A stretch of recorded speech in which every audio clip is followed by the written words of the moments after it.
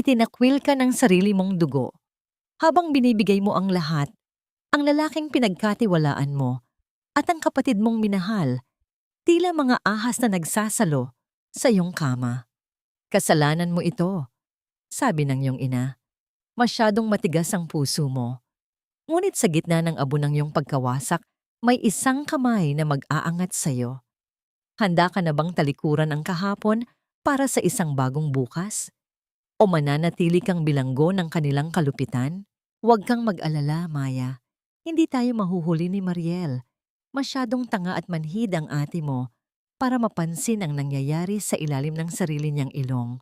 Ang boses na yon, ang malamig at mapang-uyam na tinig ni Sean, ay tila isang matalim na balaraw na bumaon sa pandinig ni Mariel. Nakatayo siya sa labas ng pintuan ng kanilang lumang silid, bitbit ang isang kahon ng cake na 5 oras niyang pinagpuyatang i-bake. Amoy na amoy pa sa kanyang mga palad, ang tamis ng banila at gatas, ang halimuyak ng pagmamahal na inakala niyang sapat na para sa kanilang anibersaryo. Ang kanyang mga daliri ay namumuti pa sa higpit ng pagkakahawak sa laso ng kahon, ang tanging saksi sa pagod niya sa buong araw upang sorpresahin ang lalaking pinakamamahal at ang kapatid na itinuring niyang buhay. Ngunit sa loob ng silid na yon, kung saan dapat ay kapayapaan ang naghahari, ang maririnig ay ang mahahayap na tawa ni Maya at ang mga salitang dumudurog sa bawat hibla ng pagkatao ni Mariel. Ang bawat hagikhik ng kanyang kapatid ay tila lason na unti-unting pumapatay sa kanyang diwa. Ang pangarap na binuo niya sa loob ng 5 taon, kasama si Sean, ay tila isang kastilyong buhangin na tinangay ng malakas na alon sa loob lamang ng ilang segundo. Nanigas ang buong katawan ni Mariel. Pakiramdam niya ay unti-unting nawawala ang hangin sa kanyang paligid. Ang lalamunan niya ay nanunuyo, tila may malaking bara na hindi niya mailunok. Ang bigat ng cake sa kanyang mga kamay ay naging tila isang bundok, ngunit hindi niya ito mabitawan. Ang kanyang mga binti ay nangangatog, nawawalan ng lakas na ituloy ang hakbang o tumakas man lang sa eksenang hindi niya kailanman inasahan. Ang bawat pintig ng kanyang puso ay naging isang masakit na paalala ng kanyang kamangmangan. Sa gitna ng dilim ng pasilyo, ang tanging maliwanag na alaala sa kanyang isip ay ang mukha ng kanyang mga magulang na laging nagsasabing dapat siyang magbigay sa kanyang bunsong kapatid. Intindihin mo na lang ang kapatid mo, Mariel. Ikaw ang mas matanda. Ang mga salitang yon ay paulit-ulit na umaalingaw-ngaw, tila isang sumpa na nagdala sa kanya sa puntong ito. Ang lahat ng sakripisyo niya, ang bawat sentimong kinita niya mula sa pagbebake, para sa pag-aaral ni Maya at para sa mga pangarap ni Sean, ay naging barya na lamang na itinapon sa putikan. Dahan-dahang lumuwag ang pagkakahawak niya sa kahon. Ang dulas ng satin na laso ay dumausdos sa kanyang mga daliri hanggang sa marinig ang marahang pagbagsak ng kahon sa sahig. Hindi ito gumawa ng malakas na ingay, ngunit para kay Mariel, iyon na ang pinakamalakas na pagsabog sa kanyang buhay. Ang magandang dekorasyon ng cake, ang mga bulaklak na gawa sa icing na maingat niyang hinulma, ay tiyak na wasak na sa loob, katulad ng kanyang puso. Bakit sa kabila ng lahat ng ibinigay ko, ang tanging natira sa akin ay ang pait ng kanilang pagtataksil? Hanggang kailan ako magiging biktima ng sarili kong pagmamahal sa mga taong ang tanging hangad ay ubusin ang aking pagkatao? Naramdaman niya ang init ng luhang dumadaloy sa kanyang pisngi, ngunit walang boses na lumabas sa kanyang bibig. Ang sakit ay masyadong malalim para sa isang sigaw. Ang katahimikan ni Mariel sa labas ng silid na yon ay ang simula ng isang bagyo na hindi nila inasahan. Sa sandaling iyon, bumukas ang pinto. Ang liwanag mula sa loob ng silid ay tumama sa kanyang namamagang mga mata, at doon ay tumambad sa kanya ang 2 taong pinag-alayan niya ng kanyang buong mundo na ngayon ay tila mga estrangherong nagnakaw ng kanyang buhay. Hindi takot ang nakita niya sa mga mata ni Sean, kundi inis. Hindi pagsisisi ang nakita niya kay Maya, kundi isang mapanghamong ng ngiti na tila nagsasabing, "Salamat sa lahat ate, pero akin na ito." "Mariel, bakit ka nandyan? Huwag kang mag-eskandalo rito. Nakakahiya sa mga kapitbahay." Ang malamig na tinig ng kanyang ina. Mula sa likuran ang naging huling pako sa kanyang krus. Doon niya na-realize, sa bahay na ito, wala siyang kakampi. Sa pamilyang ito, siya ay laging ang kailangang magparaya hanggang sa wala nang matira sa kanya. Gaano ba kalalim ang sugat na kayang tiisin ng isang puso bago ito tuluyang tumigil sa pagtibok para sa iba at magsimulang tumibok para sa sarili? Dito na nagtatapos ang pagiging anak mo sa amin, Mariel. Kung hindi mo kayang tanggapin ang kaligayahan ng kapatid mo, wala kang lugar sa pamamahay na ito. Ang bawat salitang binitawan ng kanyang ama ay tila mga tipak ng yelo na bumabagsak sa rurok ng kanyang pagkatao. Habang hinihila ni Mariel ang kanyang luma at mabigat na maleta palabas ng tarangkahan, narinig niya ang marahas na paghampas ng pinto ng kanilang bahay. Isang tunog ng pinal na pagtatapos, isang pagpapatunay na ang lahat ng taon ng kanyang pagsisilbi ay walang halaga kumpara sa mga luhang buwaya ni Maya. Ang ulan ay nagsimulang pumatak, hindi bilang isang banayad na dilig sa lupa, kundi bilang mga malulupit na hampas ng tubig na tila gustong burahin ang kanyang bakas sa mundong ito. Bawat hakbang ni Mariel sa madilim at basang kalsada ay tila paglalakad sa ibabaw ng mga bubog. Ang suot niyang tsinelas ay pudpud na. Halos ramdam na niya ang gaspang ng aspalto at ang lamig ng baha na humahalik sa kanyang mga paa. Ang maletang bitbit niya na naglalaman ng kakaunting damit at ang mga lumang recipe book na tanging kayamanan niya ay tila bumibigat sa bawat segundo. Ngunit mas mabigat ang dusa sa kanyang dibdib, isang uri ng sikip na tila may malaking kamay na pumipiga sa kanyang puso hanggang sa mawalan siya ng hininga. "Saan ako pupunta?" tanong niya sa sarili, habang ang kanyang boses ay nilalamon ng dagundong ng kulog sa kalangitan. Wala siyang pera, wala siyang kaibigan na hindi kakilala ng kanyang pamilya, at wala siyang matutuluyan. Ang lahat ng kanyang kinita sa maliit na bakery ay kinuha ng kanyang ina para sa luho ni Maya. Sa gitna ng kawalan, unti-unting nanghina ang kanyang mga tuhod. Ang paningin niya ay nagsimulang lumabo, hindi dahil sa ulan, kundi dahil sa pagod at gutom na matagal na niyang iniinda. Sa isang kisap mata, nadulas ang kanyang paa sa madulas na putikan. Napaupo siya sa malamig na kalsada, isang bahagyang kalabog na agad nilamon ng ugong ng bagyo. Nakasubsob siya, ang pisngi dumikit sa magaspang na lupa, habang ang tubig ulan ay patuloy na bumubuhos. Sa sandaling iyon, dama ni Mariel ang bigat ng lahat. Parang mas madali pang huminto muna kaysa ipagpatuloy ang pakikipaglaban sa sakit na iniwan ng sariling pamilya. Ngunit sa gitna ng kanyang papalayong malay, isang nakasisilaw na liwanag mula sa dalawang bilog na ilaw ng sasakyan ang tumama sa kanyang mukha.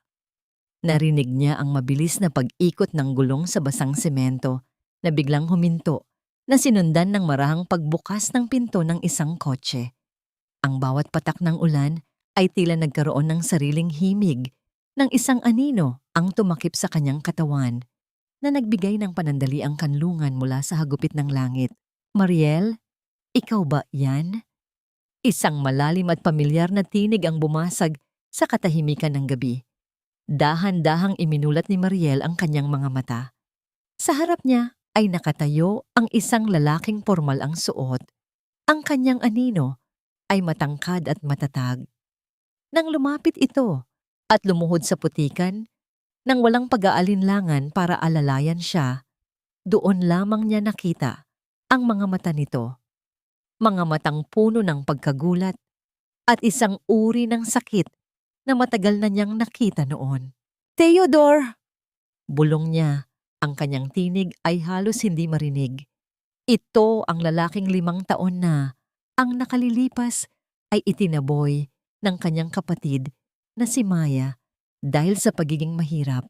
Ang lalaking pinagtawanan ng kanyang pamilya habang siya naman ay lihim na nag-iwan ng tinapay sa kanyang bisikleta upang hindi ito magutom.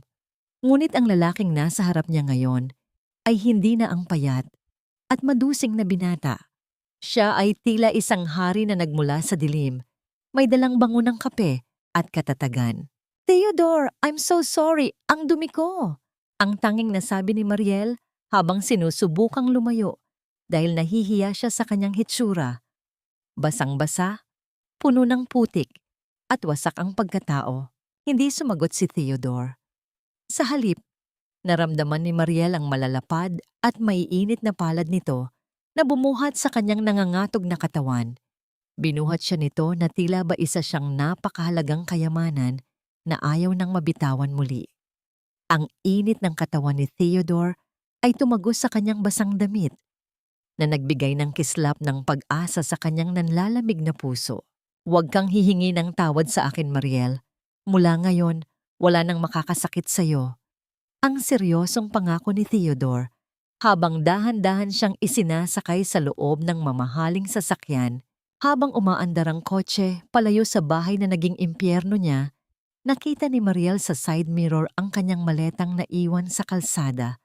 Unti-unting lumiliit hanggang sa mawala sa dilim. Ngunit sa halip na lungkot, isang kakaibang pakiramdam ang namuo sa kanyang dibdib nang makita niya ang mga kamay ni Theodore sa manibela. Mahigpit ang pagkakahawak nito, tila ba may kinikim-kim na galit para sa mundong nanakit sa kanya. Bakit sa lahat ng tao, ang lalaking itinuring nilang basura ang siyang tanging dumampot sa akin sa putikan? Ano ang layunin ng tadhana sa muli naming pagkikita sa ilalim ng ganitong kalunos-lunos na kalagayan? Nang tumigil ang sasakyan sa harap ng isang dambuhalang tarangkahan na yari sa bakal, napansin ni Mariel ang isang lumang medalya ni San Benito na nakasabit sa rearview mirror ng kotse ni Theodore. Alam niya ang medalyang iyon. Iyon ang ibinigay niya kay Theodore bilang proteksyon bago ito umalis sa kanilang bayan noon. Itinago niya ito. Sa loob ng 5 taon, itinago niya ang alaala ng isang babaeng kahit kailan ay hindi siya itinuring na basura. "Welcome to my home, Mariel," sabi ni Theodore habang pinapatay ang makina. Ngunit bago sila bumaba, hinawakan niya ang malamig na kamay ni Mariel at tumitig ng diretso sa kanyang mga mata. "Dito, ikaw ang masusunod. Dito, wala nang Maya o Sean na kailangang intindihin." Sa kabila ng mga salitang yon, may isang katanungang bumabagabag sa isip ni Mariel habang tinitingnan ang marangyang mansyon sa kanyang harapan. Totoo nga bang pagkakataon lamang ang pagkikita nilang ito o may mas malalim pang plano si Theodore na hindi pa niya alam? "Anak, hindi ka basura. Ang diamante ay hindi nawawala. Ang ningning kahit malubog sa putik." Ang mga salitang yon ni Lola Amparo ay tila isang mainit na yakap na bumasag sa huling depensa ni Mariel. Nakaupo siya sa gilid ng isang malambot at malapad na kama, nakabalot sa isang makapal na robe na amoy sariwang lavender. Sa harap niya, isang matandang babae na may mapuputing buhok at mga matang puno ng karunungan ang dahan-dahang humihigop ng mainit na tsa. Ang bawat kulubot sa mukha ni Lola Amparo ay tila may kwento ng pag-ibig, malayo sa mukha ng sariling ina ni Mariel na tanging puot at paghuhusga ang laging ipinapakita. Ramdam ni Mariel ang bahagyang panginginig ng kanyang mga kamay habang hawak ang isang mangkok ng mainit na sabaw ng manok na may luya. Ang bawat usok na lumalabas mula sa mangkok ay nagdadala ng halimuyak ng tunay na pagkalinga. Isang bagay na hindi niya naramdaman sa loob ng maraming taon sa sarili nilang tahanan. Napatingin siya sa kanyang mga kuko. Malinis na ang mga ito. Wala na ang bakas ng putik mula sa kalsada. Ngunit ang dumi sa kanyang puso na iniwan ng kanyang pamilya ay tila hindi kayang hugasan ng kahit anong sabon. "Lola, nakakahiya po. Masyado na po akong nakakaabala," bulong ni Mariel. Ang kanyang paningin ay nakapako sa mga butil ng kanin sa mangkok. Ang boses niya ay gumaralgal, tila isang batang nawawala Sa gitna ng kagubatan, ngumiti ang matanda at lumapit sa kanya. Kinuha ni Lola Amparo ang isang suklay na yari sa ivory at dahan-dahang sinuklay ang mahaba at basang buhok ni Mariel. Ang bawat hagod ng suklay ay tila nag-aalis ng mga buhol ng sakit sa isipan ng dalaga. Ang pamilya, Mariel, ay hindi laging tungkol sa dugo.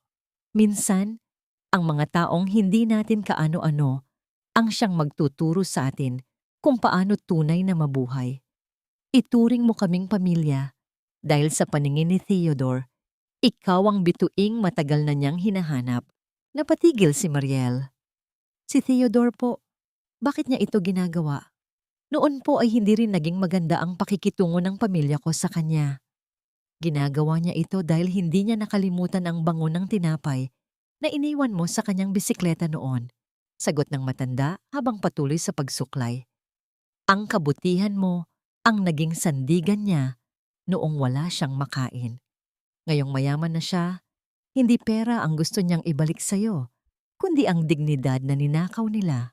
Sa gitna ng usapang yon, bumukas ang pinto at pumasok si Theodore. Ang amoy ng sariwang giling na kape ay tila sumama sa kanyang pagpasok, na nagbibigay ng kakaibang enerhiya sa silid.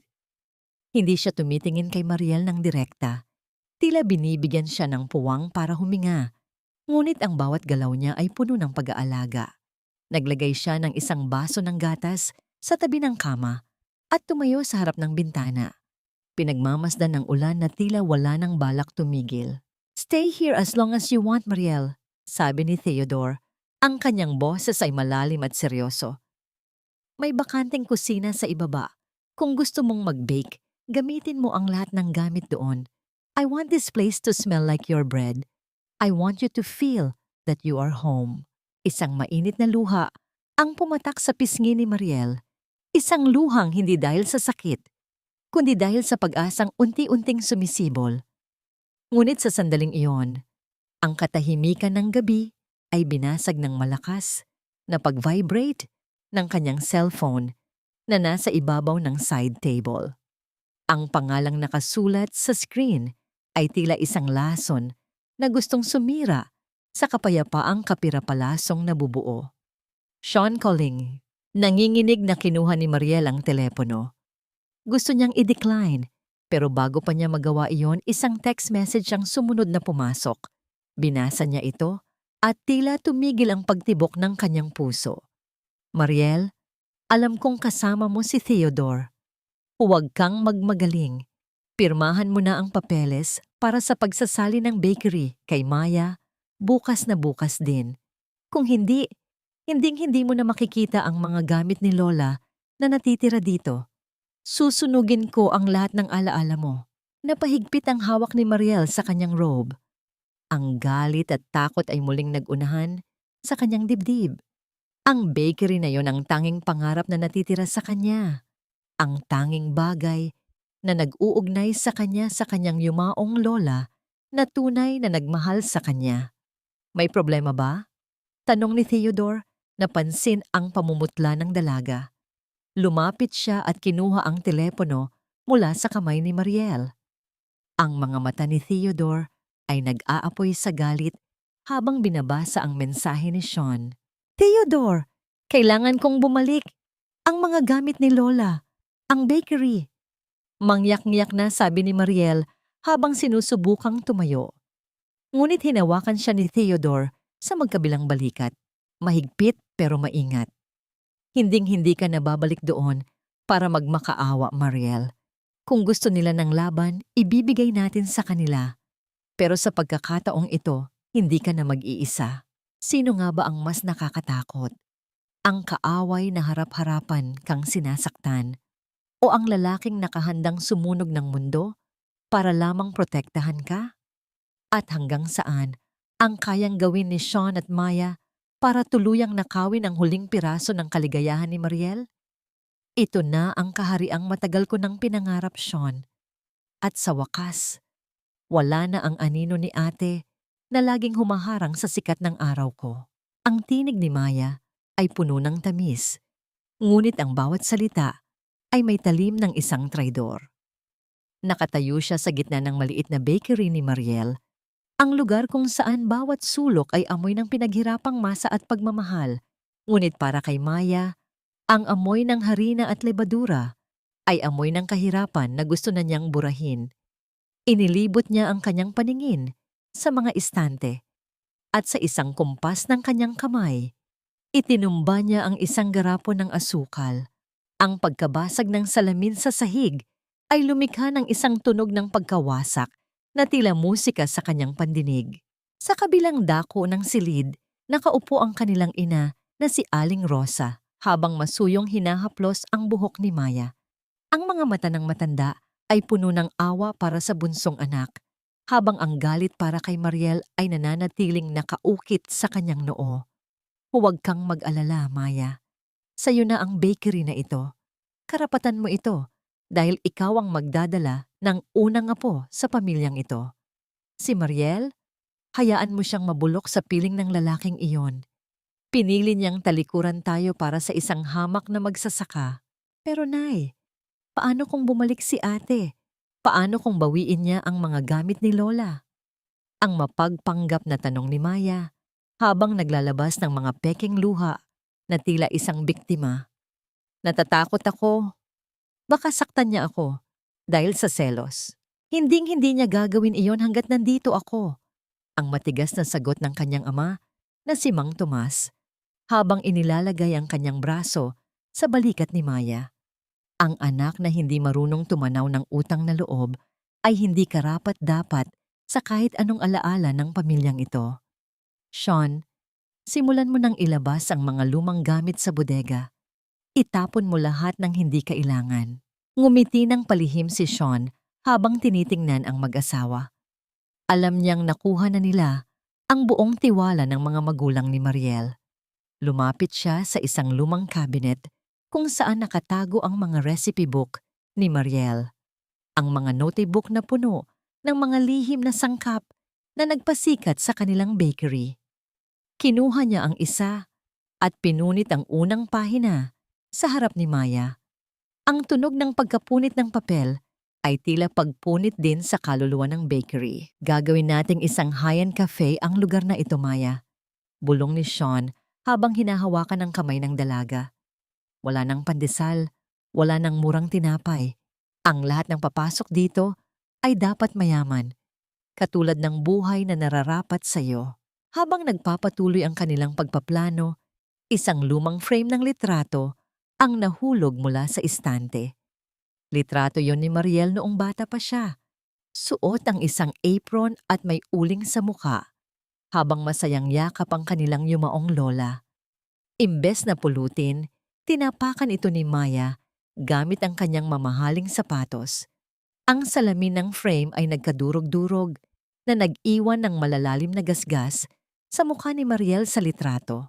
Para kay Maya, hindi sapat na makuha ang lalaking mahal ng kanyang ate. Hindi sapat na makuha ang bakery. Ang gusto niya ay ang lubusang pagkapawi ng bawat bakas ng kaligayahan ni Mariel sa mundong ito. Gusto niyang maramdaman ni Mariel ang pakiramdam ng pagiging walang-wala. Ang pakiramdam na matagal niyang kinimkim habang lumalaki sa ilalim ng anino ng mabait at masipag na panganay. Sean, tawagan mo uli si Mariel. Utos ni Maya habang pinapagpagan ang kanyang damit. Sabihin mo sa kanya, kung gusto niyang mailigtas ang huling alaala ni Lola, kailangang pumunta siya rito bukas. Mag-isa. Walang Theodore na kasama. Bakit kailangang mag-isa, mahal? Tanong ni Sean na may halong kuryosidad. Tumingin si Maya sa labas ng bintana kung saan madilim pa rin ang langit. Dahil gusto kong makita ang kanyang pagluhod. Gusto kong marinig mula sa sarili niyang bibig na wala siyang kwentang kapatid. At kapag nakuha ko na ang huling pirma niya, doon ko ipapakita sa kanya kung ano ang tunay na ibig sabihin ng pagkawala. May isang lihim na plano si Maya na hindi alam ni Sean, isang planong tuluyang sisira sa pangalan ni Mariel sa buong bayan. Isang planong gagamit sa sarili nilang mga magulang bilang sandata. Ano ang nakatagong pakay ni Maya sa pagpilit kay Mariel na pumunta ng mag-isa? At kakayanin ba ni Mariel Naharapin ang lupit ng kanyang pamilya nang walang sandigan sa kanyang tabi. Hindi sapat ang pag-iyak, Mariel. Ang mga luha mo ay hindi makakapigil sa kanila, ngunit ang kapangyarihan ko ay kaya silang paluhurin.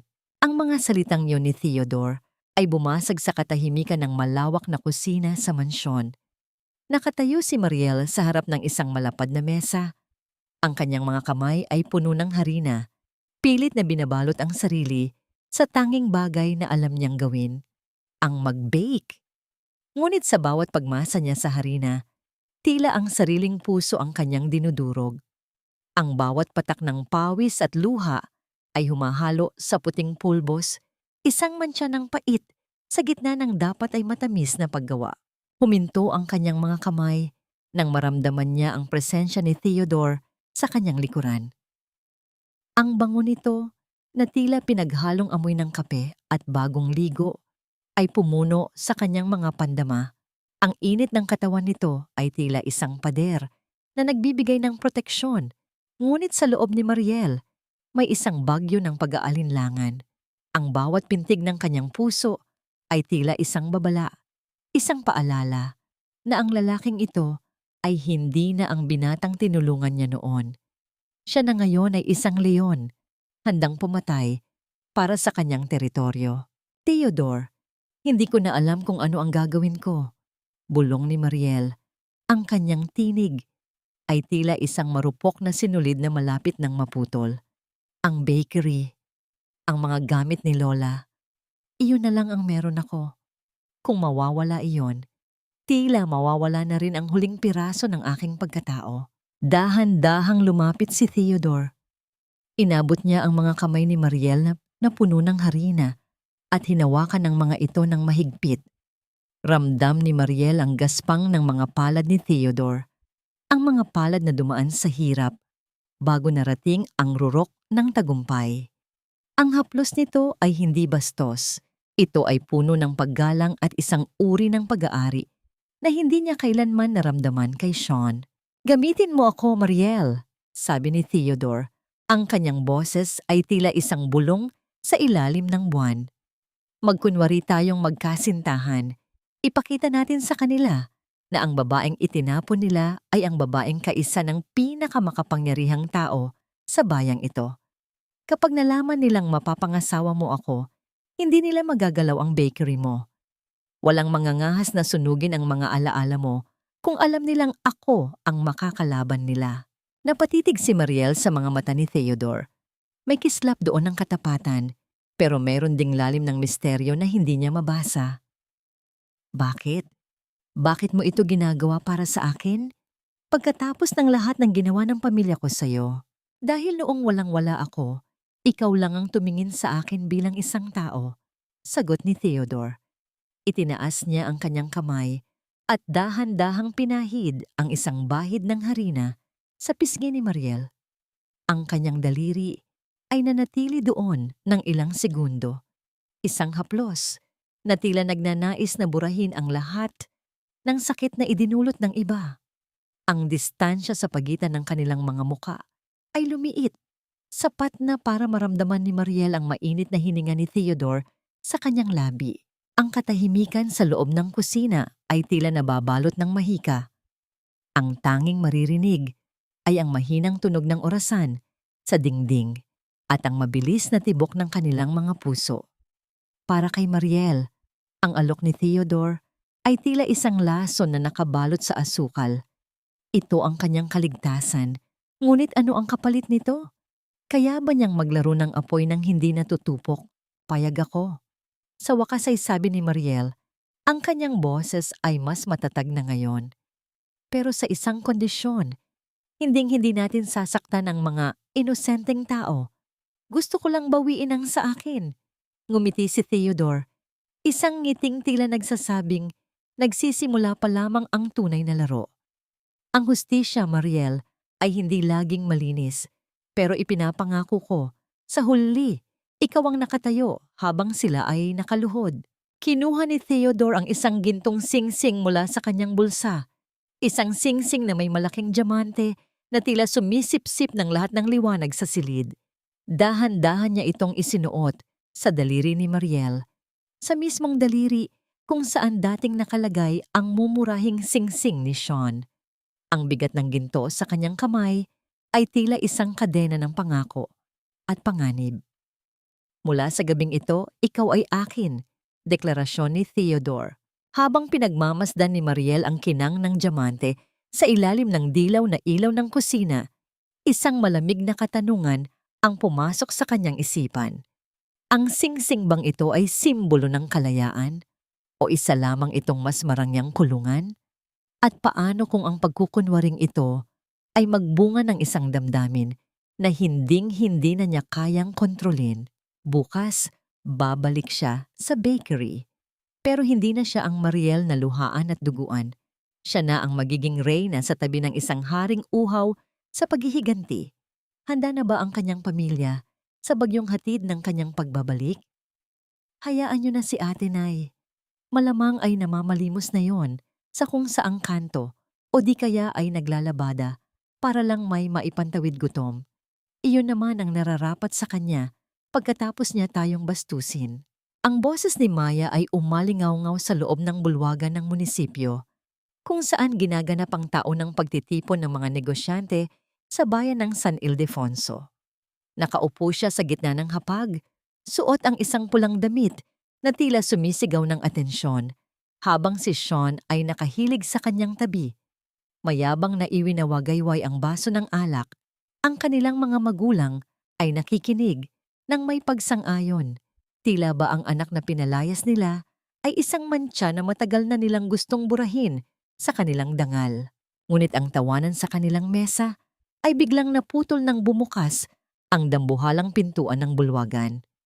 Isang malamig na hangin ang pumasok, kasunod ng isang katahimikan na tila bumalot sa buong paligid. Ang lahat ng mata ay lumingon sa direksyon ng entrance. Mula sa dilim ng labas, pumasok ang isang lalaki at isang babae na tila nagmula sa isang pahina ng mamahaling magasin. Si Mariel iyon. Ngunit hindi na siya ang Mariel na nakayuko. Hindi na siya ang Mariel na may amoy ng harina at pawis. Nakasuot siya ng isang elegante at simpleng itim na gown na nagpapakita ng kanyang likas na ganda. Ang kanyang buhok ay maayos na nakapusod, inilalantad ang kanyang mahabang leeg at ang mamahaling kwintas na kumikinang sa ilalim ng mga chandelier. Ang kanyang bawat hakbang na nililikha ng matitigas na tunog ng kanyang sapatos sa semento ay tila isang martilyo na nagpapaguho sa kumpiyansa ni Maya. Sa kanyang tabi ay si Theodore. Ang presensya nito ay tila isang dambuhalang anino na nagbibigay ng proteksyon at takot. Ang bawat tao sa silid ay nagbulungan. Kilala nila ang mukha ng binatang itinaboy noon, ngunit hindi nila akalain na babalik ito bilang ang misteryosong investor na balitang bibili sa malalaking lupain sa probinsya. Naramdaman ni Mariel ang panginginig ng kanyang mga tuhod, ngunit sa bawat segundong nararamdaman niya ang init ng palad ni Theodore na nakahawak sa kanyang baywang, unti-unting bumabalik ang kanyang lakas. Ang bawat pintig ng kanyang puso ay tila isang paalala na hindi na siya ang biktima.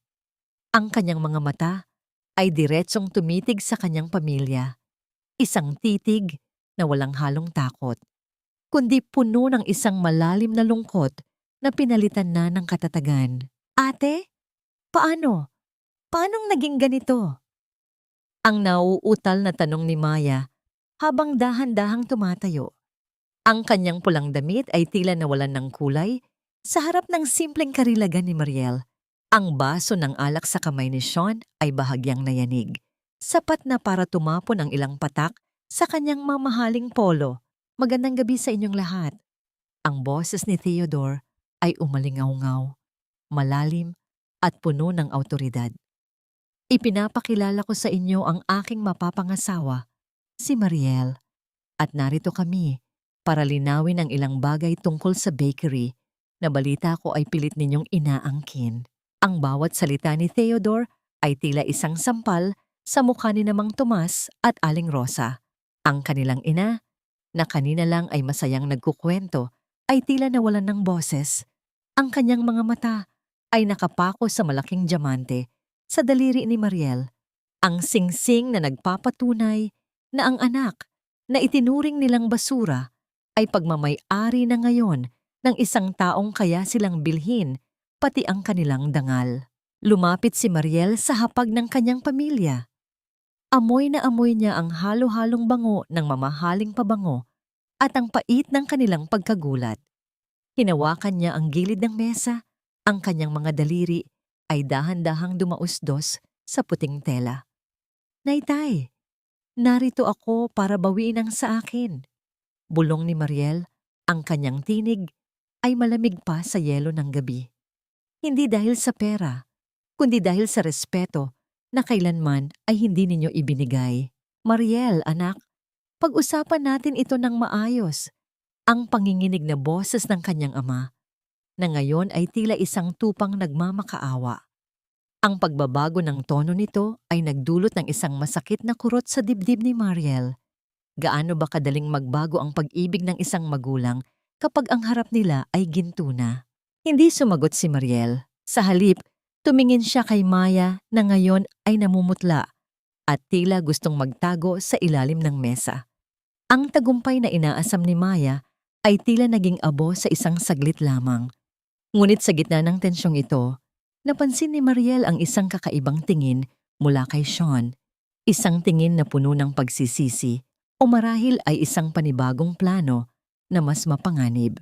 Hanggang kailan kakayanin ni Mariel ang pananatili sa papel bilang asawa ng isang makapangyarihang lalaki? At ano ang magiging reaksyon ng kanyang pamilya kapag natuklasan nilang ang lahat ng kanilang pinaniwalaan ay maaaring isang maingat na inilatag na imahe lamang? Hindi lang pagkain ang ibinigay mo sa akin noon, Mariel. Marahang sabi niya. Binigyan mo ako ng dahilan para magpatuloy.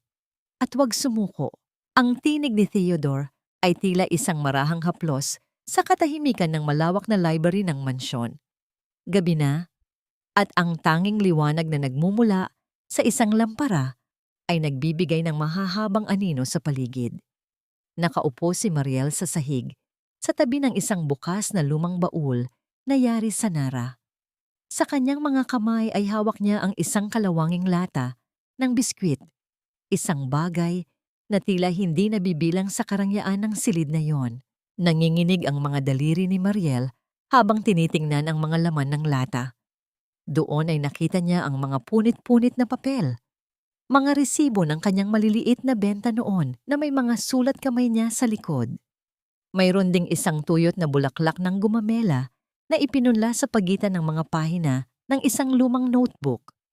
Ngunit ang nagpatigil sa paghinga ni Mariel ay ang isang lukot na piraso ng papel kung saan nakasulat ang kanyang paboritong recipe ng ensaymada. Itinago mo ang lahat ng ito? Tanong ni Mariel. Ang kanyang boses ay halos isang pabulong na panalangin. Kahit ang mga basura ko noon, Theodore. Lumapit si Theodore at naupo sa tabi niya. Hindi alintana ang kanyang mamahaling pantalon na nadidikit sa sahig. Ang amoy ng lumang papel at alikabok ay humalo sa bango ng gabi. Dahan-dahan niyang kinuha ang recipe mula sa kamay ni Mariel. Ang bawat lupi ng papel ay tila isang mapa ng kanyang nakaraan. Ang nakaraang puno ng gutom, hapis, at ang tanging liwanag na nagmula sa isang babaeng hindi siya kinahiya. Noong itinaboy ako ni Maya at ng tatay mo, wala akong nadala, kundi ang mga ito. Pagkukwento ni Theodore, habang ang kanyang mga mata ay tila naglalakbay pabalik sa nakaraan. Tuwing pakiramdam ko ay hindi ko na kaya ang hirap ng trabaho sa Maynila, binabasa ko ang mga sulat mo. Naalala ko ang boses mo noong sinabi mong, kaya mo yan, Theodore. Huwag kang makikinig sa kanila. Iyon ang naging lakas ko para bumangon. Naramdaman ni Mariel ang isang mainit na kirot sa kanyang dibdib. Hindi niya akalain na ang maliliit na kilos ng kabutihan na ginawa niya noon ay naging sandigan ng isang tao sa gitna ng unos. Ngunit sa ilalim ng mga papel, may nakita siyang isang sobrang hindi pa nabubuksan. Nakasulat doon ang kanyang pangalan, ngunit ang sulat kamay ay kay Maya. Ano ito? Tanong ni Mariel habang dahan-dahang binubuksan ang sobre. Sa loob ay may isang sulat na may petsang 5 taon na ang nakalilipas. Binasa ito ni Mariel at unti-unting nanlamig ang kanyang buong katawan. Sa sulat na yon, ginaya ni Maya ang sulat ni Mariel at sinabing, "Theodore, huwag ka nang bumalik. Nakakahiya ka sa pamilya namin. Ginamit lang kita para may tagabuhat ako ng harina. Mayaman na ang bago kong boyfriend. Hindi ko isinulat ito." Bulong ni Mariel habang ang mga luha ay nagsimulang pumatak sa papel na nag-iiwan ng maliliit na bilog na basa. "Theodore, hinding-hindi ko ito magagawa sa'yo. Kaya pala bigla kang nawala nang walang paalam." Tumitig si Theodore sa kanya at sa unang pagkakataon, nakita ni Mariel ang pagsisisi sa mga mata ng lalaki. "Ngayon ko lang nalaman ang totoo, Mariel. Akala ko noon ay totoo ang nakasulat dyan. Pero kahit galit ako, hindi ko nagawang itapon ang mga alaala mo. Dahil sa dulo ng bawat araw, ikaw pa rin ang dahilan kung bakit gusto kong maging matagumpay." Ang katahimikan sa pagitan nila ay tila napupuno ng mga salitang hindi kailanman nasabi. Ang hapdi ng nakaraan at ang tamis ng katotohanan ay nagtagpo sa isang sandali. Dahan-dahang itinaas ni Theodore ang kanyang kamay at hinawakan ang pisngi ni Mariel. Pinupunasan ang mga luhang hindi na mapigilan. Ang bawat haplos ng kanyang hinlalaki ay tila nag-aalis ng mga tinik ng galit na matagal nang nakabaon sa kanilang mga puso. "Mariel, ang pagpapanggap nating ito." Simula ni Theodore, ang kanyang boses ay naging mas malalim at puno ng emosyon. Maaring nagsimula ito para sa paghihiganti, pero para sa akin ito na ang tanging paraan para mabura ang 5 taon na nawala sa atin. Lumiit ang distansya sa kanilang pagitan. Ramdam ni Mariel ang mabilis na tibok ng puso ni Theodore na tila sumasabay sa sarili niyang kaba. Sa ilalim ng malabong liwanag ng library, ang kanilang mga anino ay nag-isa. Sa sandaling iyon, hindi na mahalaga ang bakery, hindi na mahalaga ang galit kay Maya. Ang tanging mahalaga ay ang 2 pusong matagal na pinaglayo ng kasinungalingan na ngayon ay muling nagtatagpo sa gitna ng katotohanan. Ngunit sa gitna ng kanilang malapit na pagtatagpo, ang tunog ng pag-vibrate ng telepono ni Theodore sa ibabaw ng mesa ay bumasag sa mahika. Isang tawag mula sa kanyang head of security. "Sir, may mga tauhan po ni Sean na umaaligid sa bakery ni Ma'am Mariel. Mukhang may balak silang sunugin ang lugar ngayong gabi." Ang init ng sandali ay biglang napalitan ng nagyeyelong takot. Napatayo si Mariel. Ang kanyang mukha ay namumutla sa harap ng posibilidad na mawala ang lahat ng kanyang pinaghirapan. "Theodore, ang bakery!" Ang tanging nasabi ni Mariel. Tumayo rin si Theodore. Ang kanyang mukha ay naging matigas na tila bakal. "Huwag kang matakot, Mariel. Sinabi ko sa'yo, walang makakasakit sa'yo hanggat nandito ako. Oras na para matapos ang laro nila. Sino ang tunay na kalaban sa dilim? At hanggang saan ang kayang isakripisyo ni Theodore para sa babaeng 5 taon niyang minahal sa likod ng mga kasinungalingan? Akala ba niya ay tapos na ang laban? Hindi pa niya kilala ang kapatid na binaliwala niya. Kung hindi ko makukuha ang yaman ni Theodore, sisiguraduhin kong pati ang natitirang dignidad ni Mariel ay magiging abo. Ang boses ni Maya ay tila malapot na lason na dumadaloy sa katahimikan ng madaling araw. Nakaupo siya sa harap ng kanyang computer.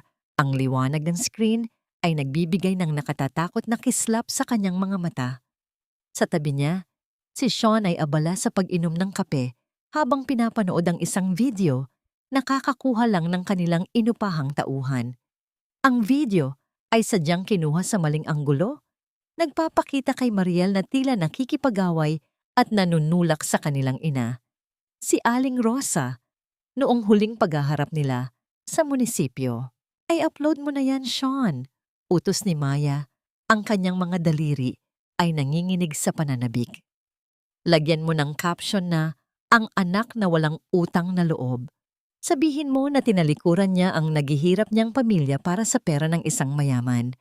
Siguraduhin mong buong San Ildefonso ay mababasa ito bago sumikat ang araw." Habang kumakalat ang lason sa internet, si Mariel ay nasa loob ng kusina ng mansyon, hindi alam ang bagyong paparating. Ang bango ng bagong luto niyang pandesal ay pumupuno sa hangin, isang amoy na nagbibigay sa kanya ng kapayapaan. Ngunit ang bawat masayang pangiti niya habang tinitingnan ang mga tinapay ay tila isang mitya ng isang paparating na pagsabog.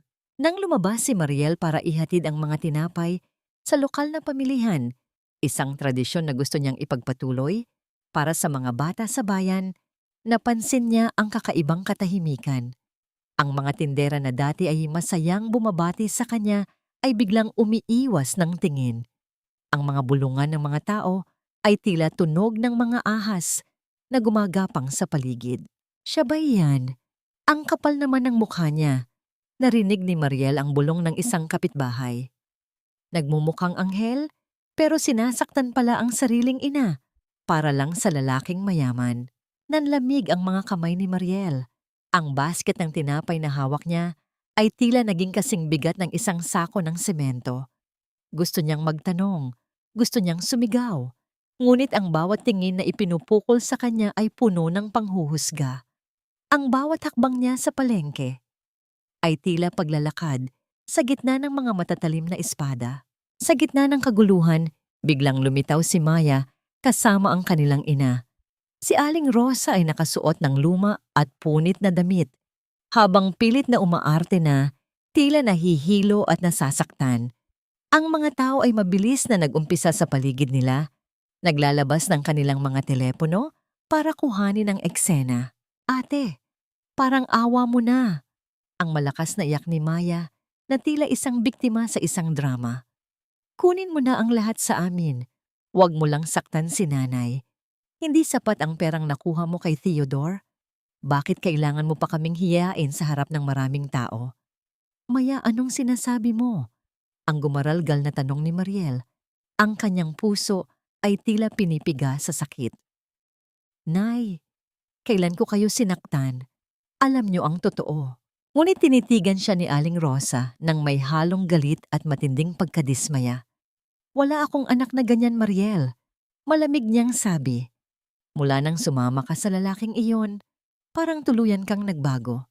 Mas gugustuhin ko pang hindi na kita makita kaysa masaksihan ang naging anyo mo.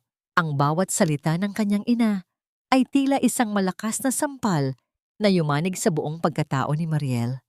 Ang mga tinapay sa kanyang basket ay nagbagsakan sa putikan ng palengke, nayapakan ng mga taong nakikiusisa. Ang kanyang pandinig ay tila nabingi sa ingay ng panghuhusga. Pakiramdam niya ay unti-unting siyang nilalamo ng lupa. Sa gitna ng hiawan at mura ng mga tao, isang malakas na busina ng sasakyan ang bumasag sa kaguluhan. Huminto ang itim na SUV ni Theodore sa gitna ng palengke. Bumaba siya, ang kanyang mukha ay tila isang madilim na langit bago ang bagyo. Ngunit bago pa siya makalapit kay Mariel, isang pulis ang humarang sa kanya. Pasensya na, Sir Theodore, pero may reklamo po laban kay Ma'am Mariel. Physical injuries at grave slander laban sa kanyang sariling ina. Kailangan po namin siyang isama sa presinto. Napatingin si Mariel kay Maya. Nakita niya ang isang mabilis na kislap ng tagumpay sa mga mata ng kanyang kapatid bago ito muling nagkunwaring umiiyak. Doon na-realize ni Mariel, hindi lang bakery ang gusto nilang kunin. Gusto nilang mabulok siya sa likod ng rehas habang ang buong mundo ay kinamumuhian siya. Mariel, ang boses ni Theodore ay puno ng pag-aalala. Ngunit sa pagkakataong ito, pati ang kanyang kapangyarihan ay tila may hangganan sa harap ng batas na nalinlang ng kasinungalingan. Burahin mo na ang apelyido namin sa pangalan mo dahil simula sa araw na ito, hindi na kita anak. Isang malaking kamalian ang isinilang kita sa mundong ito. Ang boses ni Aling Rosa ay hindi nanginig, hindi nagatubili.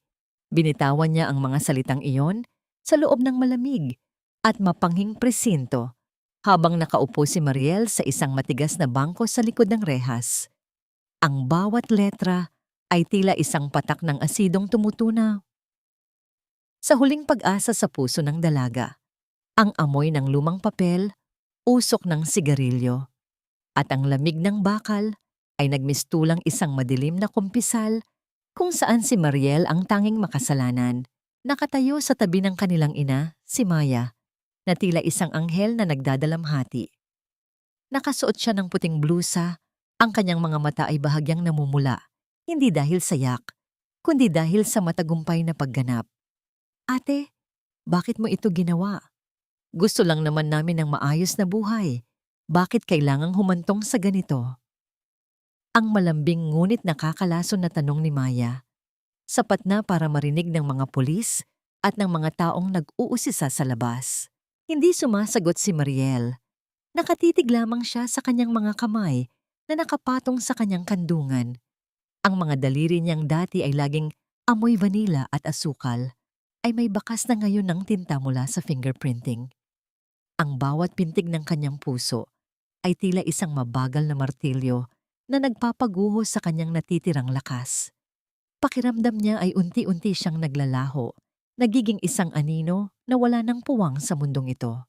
Ma'am, kung pipirmahan niyo po ang kasunduang ito, na ibibigay niyo na ang lahat ng karapatan sa bakery at hindi na kayo lalapit sa kanila, ayon sa pamilya niyo, iuurong na nila ang reklamo, ang seryosong pahayag ng investigador habang inilalapag ang isang piraso ng papel sa mesa.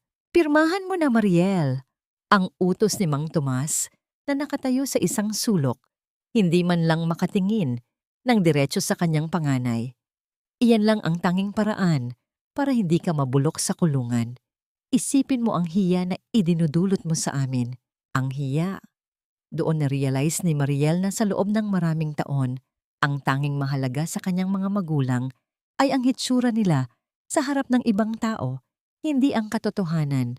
Mas mahalaga ang hiya kaysa sa anak na nagpakuba sa trabaho para mapakain sila. Sa gitna ng tensyong ito, bumukas ang pinto ng presinto at pumasok si Theodore. Ang bawat hakbang niya sa sementadong sahig ay tila nagdadala ng kulog. Hindi siya tumingin sa pamilya ni Mariel. Ang kanyang mga mata ay nakapako lamang sa babaeng nasa loob ng selda. Ang kanyang mukha ay matigas na tila inukit sa bato. Ngunit nang makita niya ang hitsura ni Mariel, ang gulo-gulong buhok, ang namumutlang pisngi, at ang mga matang wala ng buhay, isang kislap ng matinding galit ang dumaan sa kanyang paningin. Huwag mong pipirmahan yan, Mariel. Ang malalim at mariing utos ni Theodore. Theodore, huwag kang makialam dito. Ang singhal ni Aling Rosa. Usapang pamilya ito. Wala kang karapatang pigilan ang anak ko sa paghingi ng tawad. Lumapit si Theodore sa rehas at hinawakan ng malamig na bakal. Ang kanyang mga daliri ay namumuti sa higpit. Wala na siyang pamilya rito, Aling Rosa. Dahil ang tunay na pamilya ay hindi ikinukulong ang sariling dugo para lang sa isang piraso ng lupa at gusali. Tumingin si Theodore kay Mariel. Ang kanyang boses ay lumambot ngunit puno ng katatagan. Tingnan mo ako, Mariel. Hindi mo kailangang ibigay ang bakery. Hindi mo kailangang yumuko sa kanila. Ibinigay ko na sa abogado ko ang kopya ng CCTV mula sa kabilang kalsada. Ang video kung saan kitang-kita na si Maya ang kusang natumba at ikaw ay nakatayo lang. Kitang-kita ang lahat, Mariel, ang buong panloloko nila. Ang katahimikan sa loob ng presinto ay naging kasing bigat ng isang dambuhalang bato. Ang mukha ni Maya ay biglang nawala ng kulay, tila isang puting papel na tinangay ng hangin. Si Aling Rosa ay napahawak sa mesa. Ang kanyang mga labi ay nanginginig, ngunit walang salitang lumalabas. Dahan-dahang tumayo si Mariel. Lumapit siya sa rehas, tapat sa kinaroroonan ni Theodore. Sa unang pagkakataon sa loob ng maraming taon, itinaas niya ang kanyang baba. Ang kanyang mga mata, na dati ay puno ng pagpaparaya, ay nagningning ngayon sa isang uri ng apoy na hindi nila kailanman nakita.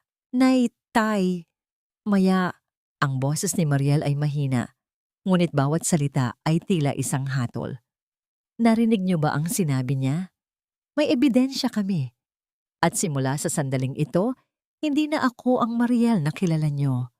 Hindi na ako ang Mariel na pwedeng saktan, apakan, at itapon kapag hindi na kailangan. Kinuha ni Mariel ang papel ng kasunduan mula sa mesa ng pulis at dahan-dahan itong pinunit. Ang tunog ng pagkapunit ng papel ay tila musika sa kanyang mga pandinig, isang tunog ng paglaya. Inihulog niya ang mga piraso ng papel sa paanan ng kanyang ina. Kung gusto niyo akong makitang mabulok dito, ituloy niyo ang kaso, hamon ni Mariel.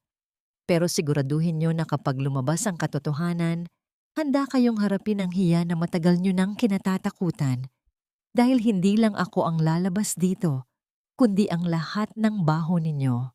Isang malakas na sampal ang ibinigay ni Aling Rosa kay Mariel sa pagitan ng mga rehas, ngunit hindi kumibo ang dalaga. Hindi siya umiyak. Sa halip, ngumiti siya ng mapait. Salamat sa sampal na yan, Nay. Iyan ang huling ugnayan nating dalawa. Mariel! Ang sigaw ni Theodore nang makita ang pulang marka sa pisngi nito. Ang kanyang galit ay tila sasabog na, ngunit pinigilan niya ang sarili para sa kapakanan ni Mariel. Sa labas ng presinto, ang media na kanina ay pinatawag ni Maya para hiyain si Mariel ay nagsimula nang magtanong tungkol sa ebidensya ni Theodore. Ang plano ni Maya na sirain si Mariel ay tila naging isang patibong na siya mismo ang mahuhulog. Hindi lahat ng sugat ay naghihilom sa gamot, Mariel. Minsan, sapat na ang katahimikan para marinig ang sigaw ng iyong sariling kaluluwa. Ang tinig ni Theodore ay tila isang malalim na bulong sa gitna ng nagngangalit na bagyo sa labas ng mansyon. Nakaupo sila sa harap ng isang pirapuso sa loob ng malawak na salas. Ang tanging liwanag ay nagmumula sa mga sumasayaw na apoy na nagbibigay ng mainit na kulay sa kanilang mga mukha. Kakalabas lang ni Mariel mula sa presinto at bagaman malinis na ang kanyang mga kamay, tila nararamdaman pa rin niya ang lamig ng rehas na kumapit sa kanyang balat. Ang bawat patak ng ulan na humahampas sa salamin ng bintana ay tila mga paalala ng bawat luhang ibinuhos niya para sa pamilyang itinuring siyang kaaway. Nanginginig ang mga daliri ni Mariel habang hawak ang isang tasa ng mainit na tsokolate. Ang bango ng kakao ay humahalo sa amoy ng nasusunog na kahoy, isang kombinasyon na dapat sana ay nagbibigay ng kapayapaan, ngunit sa loob niya ay may isang malaking lamat. Napatingin siya sa kanyang refleksyon sa madilim na bintana, isang babaeng pagod, wasak, at tila nawawala sa sariling buhay. Theodore, bakit kailangang maging ganito kalupit ang mundo? Tanong ni Mariel. Ang kanyang boses ay tila isang marupok na kristal na malapit ng madurog. Ibinigay ko ang lahat, ang bawat sentimo, ang bawat oras, ang bawat pangarap ko ay inialay ko sa kanila. Pero bakit sa huli, ako pa ang naging masama? Ako pa ang naging kriminal sa paningin ng lahat. Dahan-dahang lumapit si Theodore at naupo sa tabi niya. Sapat na para maramdaman ni Mariel ang init ng kanyang braso, ngunit may sapat pa ring distansya para sa paggalang. Hindi siya sumagot agad. Hinayaan niya muna ang tunog ng hangin na umiihip sa paligid ng mansyon na magsilbing musika sa kanilang pag-uusap. Inabot niya ang kamay ni Mariel at dahan-dahang kinuha ang tasa mula rito para ilapag sa mesa. Dahil ang mga taong bulag sa sarili nilang kasakiman ay hinding-hindi makikita ang ningning ng iyong kabutihan, ang seryosong sagot ni Theodore. Hinawakan niya ang mga kamay ni Mariel. Ang kanyang malalapad na palad ay bumalot sa maliliit at nanginginig na kamay ng dalaga.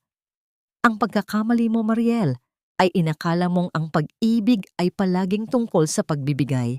Ngunit ang tunay na pag-ibig ay dapat din marunong tumanggap at magtakda ng hangganan. Sa sandaling iyon, ang katahimikan ay binasag ng isang malakas na tunog mula sa labas.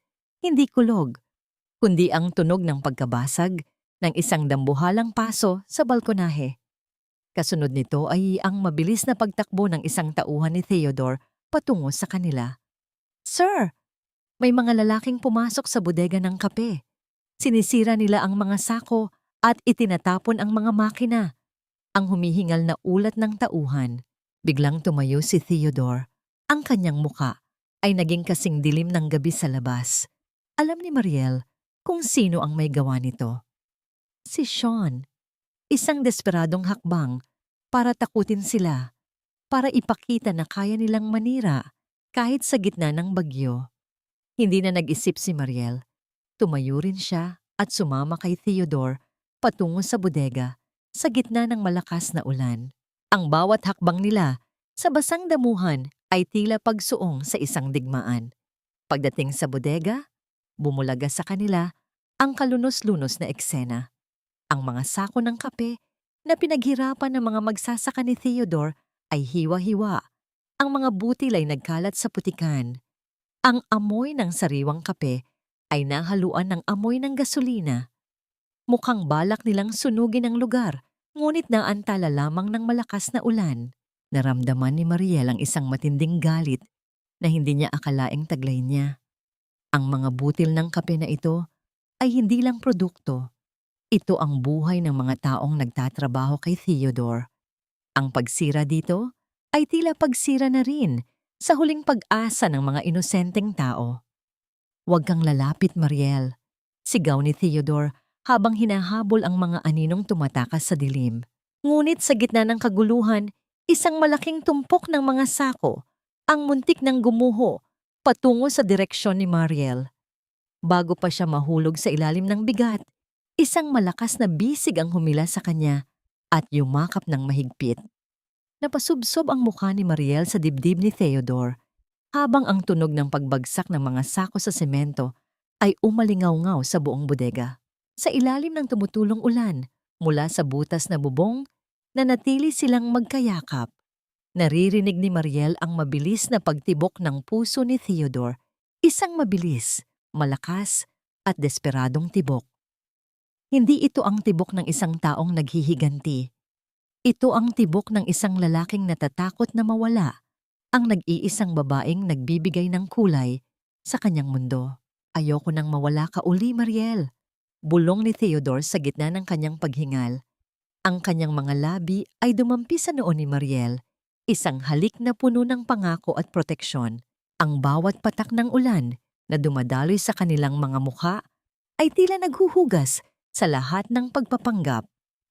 Sa gabing ito, sa gitna ng pagkawasak ng bodega, naramdaman ni Mariel na ang kanyang puso na matagal nang nagyelo sa sakit ay nagsisimulang tumibok ng totoo para sa lalaking nasa harap niya. Hindi na ito tungkol sa kontrata, hindi na ito tungkol sa paghihiganti. Ngunit habang dahan-dahang lumalayo si Theodore para tingnan ang kanyang kalagayan, may nakita si Mariel sa sahig, malapit sa isang tulo ng gasolina. Isang lighter na may nakaukit na inisyal na S. Ang lighter na regalo niya kay Sean nung unang anibersaryo nila. Ang katotohanan ay tila isang kidlat na gumuhit sa kalangitan. Hindi lang basta pananakot ang ginagawa ni Sean, handa siyang pumatay. At habang tinitingnan ni Mariel ang lighter, isang nakakatakot na kaisipan ang pumasok sa kanyang isipan. "Theodore, si Lola Amparo," ang pabulong na sabi ni Mariel. "Nasaan si Lola?" Biglang nanlaki ang mga mata ni Theodore. Ang bodega ay isang diversion lamang. Ang tunay na target ay ang mansyon, kung saan naiwan ang matandang babae na nag-iisa. Hindi totoo ang batang ito, Mariel. Gaya ng lahat ng pag-ibig na inaakala mong meron ka, ang lahat ng ito ay isang malaking kasinungalingan lamang. Ang boses ni Maya ay tila isang matalas na hiwa ng patalim sa gitna ng malamig na silid. Nakatayo siya sa loob ng library ni Theodore, hawak ang isang makapal na folder, habang ang kanyang mukha ay wala ng bakas ng pagiging anghel. Ang kanyang buhok ay basa ng ulan, at ang kanyang damit ay may mga mantsa ng putik. Ngunit ang kanyang mga mata ay nagniningning sa isang uri ng baliw na tagumpay. Hingal na hingal si Mariel habang nakatayo sa pintuan. Ang bawat patak ng ulan mula sa kanyang buhok ay bumabagsak sa mamahaling carpet na lumilikha ng maliliit na madilim na marka. Ang kanyang puso ay tila isang tambol na nagwawala sa loob ng kanyang dibdib. Pagdating nila ni Theodore sa mansyon, bumulaga sa kanila ang bukas na tarangkahan at ang nagkalat na mga gamit sa salas. Ang una niyang inisip ay si Lola Amparo, Ngunit nang makita niyang ligtas ang matanda sa loob ng kwarto nito, na ikinandado pala ni Maya mula sa labas, ay doon lamang siya nakahinga ng maluwag. Ngunit ang ginhawang yon ay panandalian lamang dahil sa harap niya, ang kanyang kapatid ay tila isang magnanakaw na nahuli sa akto. Ngunit walang bakas ng hiya. Maya, anong ginagawa mo rito? Bakit mo ikinandado si Lola? Ang nanginginig na tanong ni Mariel. Ang kanyang mga kamay ay nakakuyom. Ang mga kuko ay bumabaon sa kanyang sariling palad. Ang akala ko ba ay nasa ospital ka dahil masama ang pakiramdam mo? Ang sabi ni nanay. Nanganganib ang bata. Tumawa si Maya. Isang tawang walang kagalakan, kundi puno ng pait. Dahan-dahan niyang ibinaba ang folder sa mesa at hinaplos ang kanyang tiyan na tila ba may dinadala siyang buhay doon. Pagkatapos, sa isang mabilis at mapanguyam na galaw, kinuha niya ang isang makapal na foam mula sa ilalim ng kanyang blusa at itinapon ito sa paanan ni Mariel. Nanlaki ang mga mata ni Mariel. Ang piraso ng foam na hugis tiyan ay dahan-dahang gumulong sa sahig, tila isang patay na hayop na itinapon sa basurahan. Ang katahimikan sa loob ng library ay naging kasing bigat ng isang sumpa. Ang tanging maririnig ay ang mahinang tunog ng pagtulo ng tubig mula sa suot ni Mariel at ang malakas na paghinga ni Maya. Walang bata, ate. Walang anak si Sean sa akin. Ang pag-amin ni Maya, ang kanyang boses ay puno ng puot. Ginamit ko lang ang pagbubuntis na ito para masiguradong hinding-hindi na babalik sa iyo si Sean. Ginamit ko ito para makuha ang lahat ng atensyon ni nanay at tatay. At alam mo ba kung ano ang pinakamasarap na bahagi? Ang makita kang nagpapakuba sa trabaho para sa pamangkin mong hindi naman talaga lilitaw. Hayop ka! Ang tanging salitang lumabas sa bibig ni Mariel. Pakiramdam niya ay unti-unting siyang nilalamon ng isang madilim na hukay. Ang lahat ng sakripisyo niya, ang pagpaparaya niya kay Sean, ang pagtanggap niya sa lahat ng mura at sampal ng kanyang ina dahil sa kalagayan ni Maya. Lahat ng yon ay binuo sa ibabaw ng isang dambuhalang kasinungalingan. Lumapit si Maya sa kanya. Ang kanyang mga mata ay nakapako sa diamanteng singsing sa daliri ni Mariel. Akala mo ba ay ikaw lang ang pwedeng umangat? Akala mo ba ay papayag akong maging asawa lang ng isang lalaking baon sa utang tulad ni Sean? Narito ako para hanapin ang mga dokumento ng ari-arian ni Theodore. Kapag nakuha ko ang mga ito, sisiguraduhin kong wala kayong matitirhan. Hindi mo magagawa yan, Maya.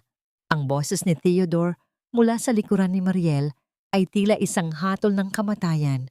Pumasok si Theodore sa library. Ang kanyang muka ay matigas na tila bakal. Hawak niya ang kanyang cellphone na tila may pinindot na button. Lahat ng sinabi mo, lahat ng pag-amin mo tungkol sa pekeng pagbubuntis at ang tangkamong pagnanakaw ay na-record na. At hulaan mo kung sino ang nakikinig sa kabilang linya. Ipinakita ni Theodore ang screen ng kanyang telepono. Isang video call na kasalukuyang nakakonect sa telepono ni Aling Rosa. Mula sa speaker ng phone, narinig ang isang hikbi. Isang hikbi ng isang inang tila gumuho ang buong mundo. Maya, anak, totoo ba ang lahat ng ito? Niloko mo kami? Niloko mo ang sarili mong magulang? Ang mukha ni Maya ay biglang nawala ng kulay. Ang kanyang pagiging matapang ay tila natunaw na parang kandila sa harap ng apoy. Nay, makinig kayo. Ginawa ko lang ito dahil makasarili ka. Ang sigaw ni Aling Rosa mula sa telepono. Ang boses ay puno ng pagsisisi at galit. Ibinigay namin ang lahat sa iyo. Itinakwil namin si Mariel dahil sa iyo. At ngayon ay sasabihin mong wala palang katotohanan ng lahat? Napaluhod si Maya sa sahig, hindi dahil sa pagsisisi, kundi dahil sa pagkatalo. Ang folder na hawak niya ay nagkalat. Naglalaman ng mga pekeng medical record na ginamit niya para linlangin ang lahat. Lumapit si Mariel sa kanyang kapatid. Hindi niya ito sinampal. Hindi niya ito minura. Tahalip, kinuha niya ang foam na nasa sahig at dahan-dahang inilagay sa mga kamay ni Maya. Iyan ang legacy mo, Maya. Bulong ni Mariel. Ang kanyang mga mata ay puno ng isang malalim na awa na mas masakit pa sa galit. Isang piraso ng foam, walang laman, walang buhay, at punong-puno ng hangin, gaya ng pagkatao mo. Tumingin si Mariel kay Theodore, at sa sandaling iyon, naramdaman niya ang isang kakaibang gaan sa kanyang dibdib. Ang kadenang nagtali sa kanyang pamilya sa loob ng maraming taon ay tuluyan ng naputol. Ang katotohanan, gaano man ito kapait, ay ang naging susi ng kanyang tunay na kalayaan. Ngunit habang inalalaya ni Theodore si Mariel palabas ng silid, isang huling tingin ang ipinukol ni Maya sa kanila. Isang tingin na puno ng desperasyon at isang uri ng panganib na tila nagsasabing hindi pa siya tapos. Hindi niyo pa ako talo. Ang mahinang bulong ni Maya sa gitna ng kanyang pag-iyak. Tapos na ang maliligayang araw niyo.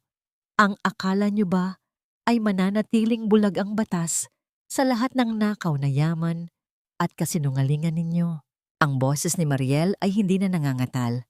Ito ay matatag, malamig, at may dalang awtoridad na tila isang huling hatol. Nakatayo siya sa harap ng kanyang dating bakery. Ang lugar na dati ay puno ng halimuyak ng tinapay, ngunit ngayon ay amoy ng alikabok at kapabayaan. Sa tabi niya, si Theodore ay nakasuot ng formal na coat. Ang kanyang presensya ay tila isang pader na hindi matitibag. Sa likuran nila ay dalawang lalaking nakabarong, mga abogado na may bitbit na mga dokumentong selyado ng korte. Sa loob ng bakery, si Sean ay mukhang haggard. Ang kanyang polo ay lukot-lukot at may mantsa ng kape. Si Maya naman ay nakaupo sa isang sulok.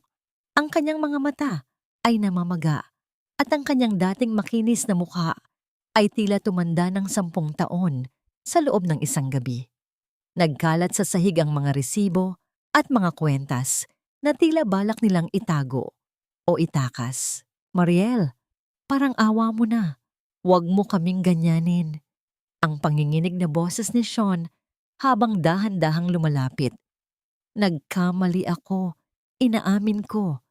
Pero ang ipakulong kami, ang bawiin ng bakery, paano na kami? Hindi kumibo si Mariel. Inilibot niya ang kanyang paningin sa paligid.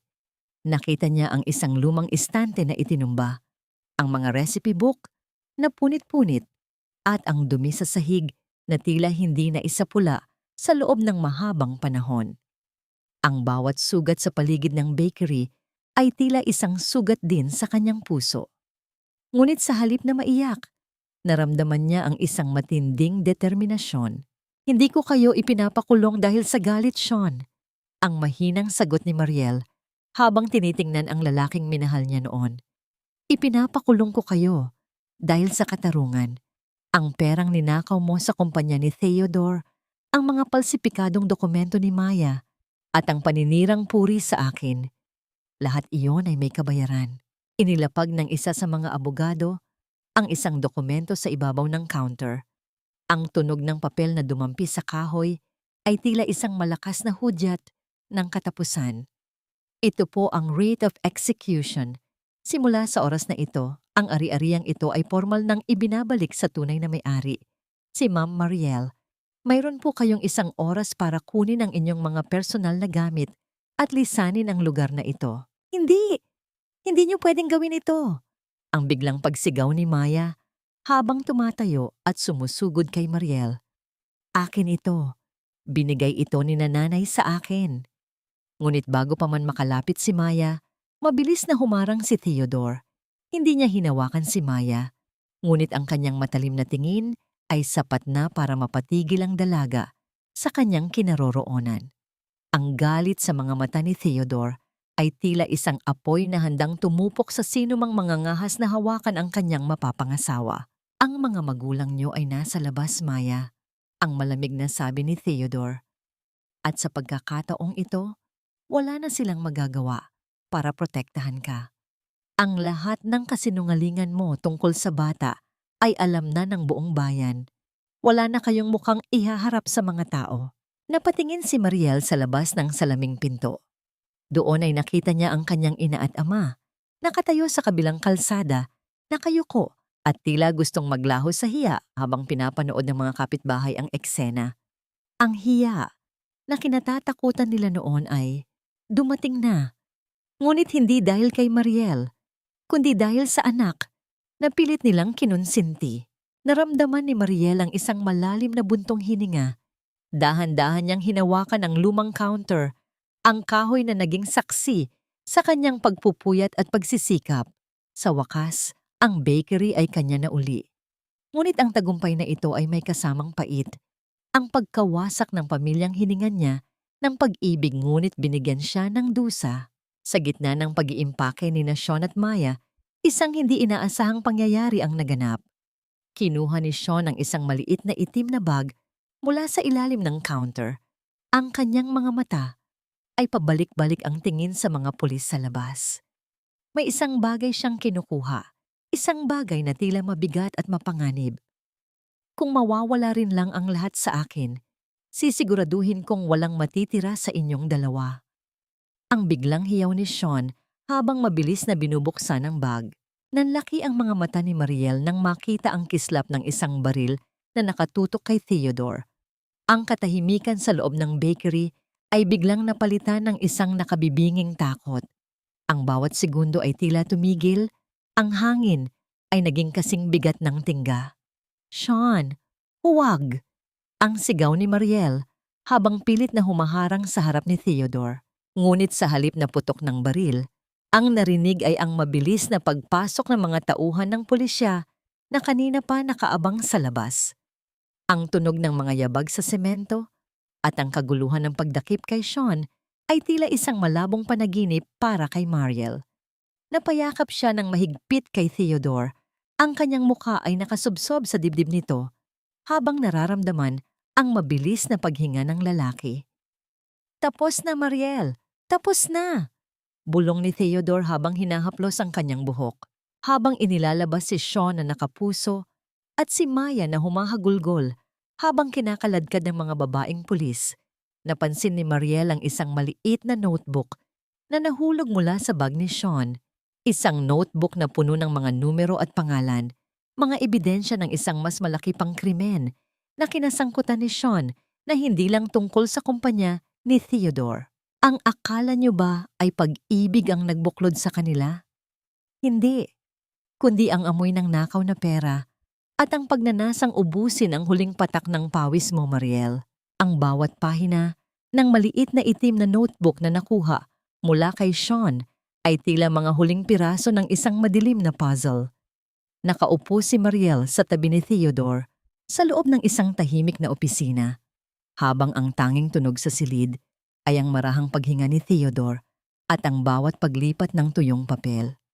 Doon sa loob ng notebook, hindi lamang ang pagnanakaw sa kumpanya ang nakatala.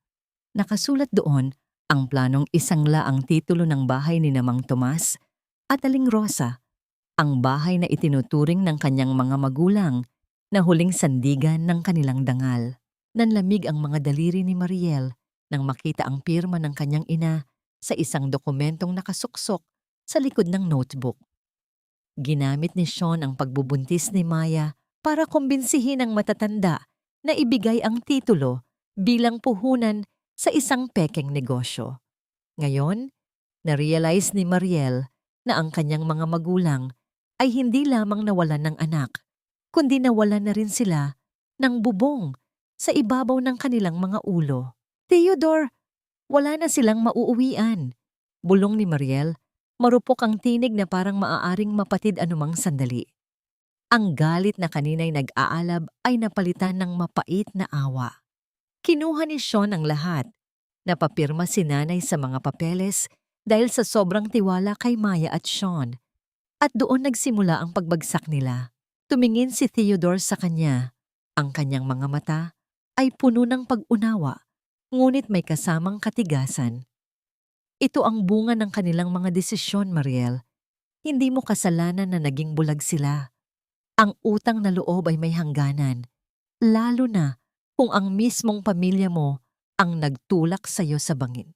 Lumabas si Mariel sa opisina at tumayo sa balkonahe. Pinagmamasdan ang kanyang mga magulang na nakaupo sa isang lumang bangko sa tapat ng sarado ng bakery. Mukha silang maliliit, tila mga tuyong dahon na hinipan ng hangin. Ang kanyang ina ay nakatakip ang mukha sa kanyang mga palad, habang ang kanyang ama ay nakatingala sa langit, tila naghahanap ng sagot sa gitna ng kawalan. Dahan-dahang lumapit si Mariel sa kanila. Ang bawat hakbang niya sa semento ay tila pagbabalik sa lahat ng sakit na naranasan niya sa loob ng bahay na yon. Nang marinig ni na Aling Rosa ang kanyang mga yabag, mabilis silang tumayo. Ngunit wala na ang dating yabang sa kanilang mga mata. Ang tanging naroon ay ang takot at ang desperasyon ng isang taong wala ng matakbuhan. Mariel, anak. Ang panginginig na boses ni Aling Rosa. Susubukan sana nitong hawakan ang kamay ni Mariel, ngunit dahan-dahang umiwas ang dalaga. Ang haplos na dating hinahanap-hanap ni Mariel ay tila naging isang malamig na alaala na lamang. Nay, bakit niyo ginawa yon? Tanong ni Mariel. Ang kanyang boses ay tila isang hatol. Bakit niyo ibinigay kay Sean ang titulo ng bahay niyo? Alam niyo bang itinakbo na niya ang lahat ng pera? Napahagulgol si Aling Rosa.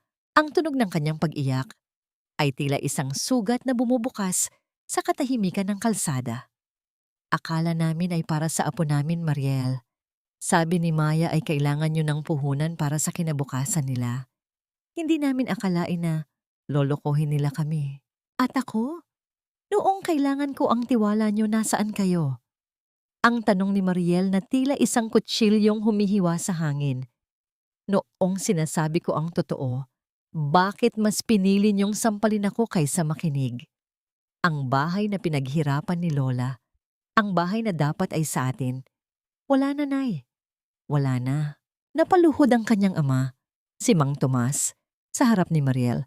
Ang marang pagtama ng kanyang mga tuhod sa semento ay tila isang tunog ng pagsuko. Patawarin mo kami, anak. Masyado kaming naging mapanghusga. Kung pwedeng ibalik ang panahon, sana ay hindi ka namin itinaboy. Tumigil ang paghinga ni Mariel. Ito ang sandaling matagal na niyang pinangarap.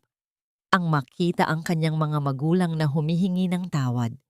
Ngunit bakit sa halip na saya, ang nararamdaman niya ay isang malalim na pagkapagod? Bakit ang tamis ng tagumpay ay may kasamang lasa ng abo? Sa gitna ng drama, isang itim na sasakyan ang huminto sa kanilang tapat. Bumaba ang isang opisyal ng bangko. May hawak na isang pulang sobre. Magandang hapon po. Kami po ay narito para sa formal na foreclosure ng ari-ariang ito. Mayroon po kayong 24 na oras para lisanin ang bahay. Ang bawat salita ng opisyal ay tila isang malakas na kulog na yumanig sa buong paligid. Ang kanyang ina ay tila hihimatayin habang ang kanyang ama ay nakayuko lamang sa semento. Sa sandaling ito, tanging si Mariel na lamang ang nakatayo ng tuwid. Tumingin si Mariel kay Theodore na nakatayo sa di kalayuan. Pinapanood siya. Ang bawat tibok ng kanyang puso ay tila nagtatanong, hahayaan ba niyang maging palaboy ang kanyang mga magulang o muli ba niyang bubuksan ang kanyang puso para sa mga taong pilit itong winasak? May bakanting kwarto sa lumang bodega ng bakery. Ang malamig, ngunit may malasakit na sabi ni Mariel. Maaari kayong tumuloy doon hanggat hindi pa kayo nakakahanap ng mapupuntahan. Pero huwag ninyong asahan na babalik ang lahat sa dati. Ang tiwala, Nay, ay parang basag na salamin. Kahit anong dikit mo, laging may lamat. Habang dahan-dahang naglalakad ang kanyang mga magulang patungo sa bodega, dala ang kanilang kakaunting gamit, naramdaman ni Mariel ang isang kamay na humawak sa kanyang balikat. Si Theodore. You did the right thing, Mariel. Bulong ni Theodore. Binigyan mo sila ng pagkakataon, pero hindi mo ibinigay ang sarili mo. Ngunit habang tinitingnan ni Mariel ang papalayong anino ng kanyang pamilya, isang pangamba ang pumasok sa kanyang isipan. Ang notebook ni Sean ay may isa pang pahina na hindi niya napansin. Isang listahan ng mga pangalan na may kinalaman sa mga makapangyarihang tao sa Maynila. Ang pagkakakulong ba ni Sean ay ang katapusan o simula lamang ng isang mas malaking panganib na maaaring madamay pati si Theodore? Sino ang mga taong nasa listahan ni Sean? At sa gitna ng katahimikan ng bakery, handa na ba si Mariel para sa huling pagsubok na magpapasya sa kanyang kaligayahan? Akala ko ba, kapag nakuha ko na ang katarungan, mawawala na ang bigat sa dibdib ko? Pero bakit tila mas mahirap huminga sa gitna ng katahimikang ito? Ang bulong na yon ni Mariel ay tila naglaho sa loob ng bakery na ngayon ay wala ng laman, kundi ang alingaw-ngaw ng kanyang sariling paghinga. Nakatayo siya sa gitna ng silid, hawak ang isang luma at gasgas na rolling pin na nahanap niya sa ilalim ng isang tumpok ng basura. Sa kusina, ito ang gamit na ibinigay sa kanya ni Lola, ang tanging saksi sa libu-libong oras ng kanyang pagpapagal. Habang hinahaplos niya ang kahoy, nararamdaman niya ang bawat ukit at gasgas nito, mga pilat ng nakaraan na tila sumasalamin sa kanyang sariling kaluluwa. Sa labas ng bakery, ang gabi ay tila bumabalot sa buong bayan ng San Ildefonso nang may kasamang kakaibang lamig. Ang katahimikan ay binasag ng marahang tunog ng pag-vibrate ng telepono ni Theodore sa ibabaw ng counter. Nakita ni Mariel ang pagbabago sa mukha ng lalaki habang binabasa ang mga impormasyon mula sa mga abogado. Ang listahan sa notebook ni Sean ay hindi lamang tungkol sa pera.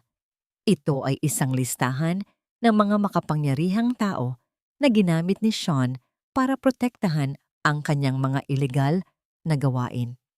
At ngayon, dahil nakakulong na si Sean, ang mga taong ito ay naghahanap ng mapagbubuntunan ng kanilang galit. Mariel, kailangan nating umalis dito. Ang seryosong utos ni Theodore, ang kanyang boses ay puno ng tensyon. Ang listahang ito, hindi ito biro. Sinisisi nila ako sa pagbagsak ni Sean. Akala nila ay hawak ko ang mga dokumentong magpapabagsak din sa kanila. Hindi tayo ligtas sa bayang ito hanggat hindi natatapos ang investigasyon. Theodore, paano ang bakery? Kakakuha ko pa lang nito uli. Ang mangyak-ngiyak na tanong ni Mariel. Paano sina nanay at tatay na nasa bodega? Hindi ko sila pwedeng iwanan doon. Isasama natin sila. Dadalhin ko kayo sa isang ligtas na lugar sa Maynila. Sagot ni Theodore habang mabilis na nililikom ang mga mahahalagang papel. Bago sila makakilos, ang tunog ng isang malakas na sasakyan na huminto sa harap ng bakery ay bumasag sa kanilang plano. Hindi ito ang sasakyan ng mga pulis. Ito ay isang itim na van na walang plaka. Ang dahan-dahang pagbukas ng pinto nito ay naglabas ng tatlong lalaking nakasuot ng itim. Ang kanilang mga muka ay tila mga aninong walang emosyon. Naramdaman ni Mariel ang isang matinding takot na dumaloy sa kanyang buong katawan. Mabilis siyang hinila ni Theodore sa likuran ng malapad na oven. Ang kanilang mga hininga ay tila nag-uunahan sa kaba.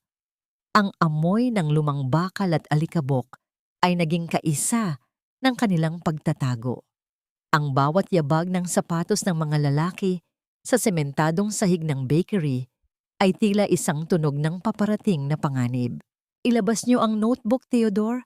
Alam naming nandyan kayo.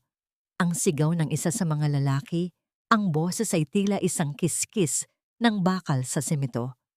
Huwag niyo nang hintayin na pati ang babaeng kasama mo ay madamay sa dominisyon. Sa gitna ng panganib, isang pinto sa likuran ang marahang bumukas. Ang anino ng kanyang ina, si Aling Rosa, ay lumitaw mula sa bodega. Ang matanda ay nanginginig. Hawak ang isang lumang lampara, hindi alam ang gulo sa loob ng bakery. Nang makita siya ng mga lalaki, isa sa kanila ay mabilis na lumapit at hinablot ang braso ng matanda. Nay, huwag! Ang hindi napigilang sigaw ni Mariel habang sinusubukang lumabas mula sa pinagtataguan. Mabilis na pinigilan ni Theodore si Mariel. Ang kanyang bisig ay tila isang bakal na nakapulupot sa baywang ng dalaga. Huwag, Mariel, patibong ito. Bitawan niyo ang nanay ko. Ang boses ni Mariel ay puno ng desperasyon at tapang na ngayon lang niya naramdaman. Wala siyang kinalaman dito. Ang notebook. Ang notebook ay nasa akin. Kunin niyo na lahat. Huwag niyo lang siyang saktan. Ang isa sa mga lalaki ay tumawa ng mapait habang itinutulak si Aling Rosa sa sahig. Ang matanda ay napasubsob, ang kanyang lampara ay nabasag, at ang apoy nito ay dahan-dahang kumakalat sa tuyong sahig ng bakery. Ang liwanag ng apoy ay nagbigay ng isang nakatatakot na kislap sa loob ng silid na nagpapakita sa mukha ng mga lalaki na tila mga demonyo mula sa impyerno. Ibigay mo ang notebook at marahil ay hahayaan namin kayong mabuhay. Ang banta ng lalaki habang inilalabas ang isang matalim na balaraw. Sa sandaling iyon, ang katahimikan ng gabi ay binasag ng isang malakas na tunog ng sirena mula sa malayo. Ang mga ilaw ng pulisya ay nagsimulang gumuhit sa kalangitan. Ngunit bago pa makatakas ang mga lalaki, ang isa sa kanila ay mabilis na sumugod patungo sa direksyon ni Mariel. Ang balaraw ay nakatutok sa kanyang dibdib. Hinarang ni Theodore ang kanyang sariling katawan. Ang tunog ng pagkapunit ng tela at ang marahang pagdaing ni Theodore ay tila isang kidlat na yumanig sa mundo ni Mariel. Ang dugo ay dahan-dahang dumaloy mula sa balikat ni Theodore na nag-iiwan ng isang madilim na mantsa sa kanyang puting polo. Theodore! Ang sigaw ni Mariel. Ang kanyang boses ay tila isang huling-hiling sa langit. Habang nagkakagulo ang mga pulis sa pag-aresto sa mga lalaki sa labas, si Mariel ay nakaluhod sa sahig, karga ang ulo ni Theodore. Ang init ng dugo nito sa kanyang mga kamay ay tila isang sumpa at isang sakripisyo. Ang apoy sa sahig ay patuloy na lumalaki. Nilalamon ang mga istanteng puno ng alaala. Huwag kang bibitiw, Theodore. Parang awa mo na. Bulong ni Mariel. Ang kanyang mga luha ay pumapatak sa mukha ng lalaking nagligtas sa kanya. Sa gitna ng usok at apoy, nakita ni Mariel ang kanyang ina na gumagapang patungo sa kanila. Ang mga mata ay puno ng pagsisisi at takot. Ang bakery na kinuha niya sa dusa ay muling nasusunog. Ngunit sa pagkakataong ito, hindi lang ari-arian ang nakataya. Mabubuhay pa ba si Theodore pagkatapos ng kanyang dakilang sakripisyo? At sa gitna ng abo ng kanyang pangarap, may matitira pa bang pag-asa para sa isang bagong simula? O ito na ang huling hininga ng kanilang pag-ibig? Bakit kailangang dumanak ang iyong dugo? Para lang sa isang babaeng ang tanging dala ay sugat at pait ng nakaraan. Nawala ang tanong ni Mariel sa gitna ng ingay, ng sirena, at sa pagkaluskos ng kahoy na unti-unting nasusunog sa loob ng bakery. Nakaluhod siya sa basang semento, nanginginig ang mga kamay na nabahira ng dugo ni Theodore. Bawat patak na humahalo sa ulan ay tila isang mabigat na alaala na hindi niya matakasan. Nakapikit si Theodore, maputla ang mukha, ngunit may bakas pa rin ng munting ang ngiti sa kanyang labi. Parang isang tahimik na mensahe na tinanggap niya ang lahat ng nangyari sa paligid nila. Ang bakery na naging saksi sa lahat ng pagdurusa ni Mariel ay nilalamon na ng nagngangalit na apoy. Ang usok ay tila dambuhalang kamay na umaabot sa madilim na langit, habang ang amoy ng nasusunog na harina at asukal ay naging amoy ng kamatayan. Ngunit sa gitna ng trahedyang ito, naramdaman ni Mariel ang isang kamay na humawak sa kanyang balikat. Ang kanyang ina, si Aling Rosa, ay nakaluhod din sa tabi niya, humahagulgol, habang sinusubukang tulungan siyang pahira ng dugo ni Theodore. Mariel, anak, patawarin mo kami. Patawarin mo kami. Ang tanging nasabi ni Aling Rosa sa gitna ng kanyang paghikbi. Ang matanda ay hindi na iniintindi ang apoy o ang panganib. Ang tanging nakikita niya ay ang anak na kailanman ay hindi niya pinrotektahan, na ngayon ay halos gumuho na ang mundo. Pagdating sa ospital, ang bawat segundo sa waiting room ay tila isang taon. Ang amoy ng antiseptic at ang malamig na liwanag ng mga fluorescent na ilaw ay nagpadama kay Mariel ng isang matinding pangungulila. Nakaupo siya sa isang sulok, nakatingin sa kanyang mga kamay na may tuyong dugo na. Sa kabilang dako, ang kanyang mga magulang ay nakayuko, tahimik na nagdarasal, isang eksenang hindi niya akalaing makikita sa kanyang buong buhay. Maya-maya, lumabas ang doktor. Ang mukha ay seryoso, ngunit may bahid ng ginhawa. Maayos na ang lagay niya, malalim ang saksak, pero hindi tinamaan ang mahahalagang organ. Kailangan lang niya ng sapat na pahinga. Nang marinig iyon, tila isang dambuhalang bato ang naalis sa dibdib ni Mariel. Napahilig siya sa pader at dahan-dahang napaupo sa sahig, umiiyak ng walang tunog. Doon lumapit ang kanyang ama, si Mang Tomas. Inabot nito ang kanyang kamay at dahan-dahang pinatayo si Mariel. Anak, ang notebook na nakuha mo, ibinigay na namin sa mga pulis, bulong ni Mang Tomas. Huwag kang mag-alala. Ang lahat ng mga taong nanakit sa inyo, pati ang mga kasabwat ni Sean, ay pagbabayaran ang lahat ng ginawa nila. Tapos na ang gulo, Mariel. Maaari na kayong magsimula ng maayos.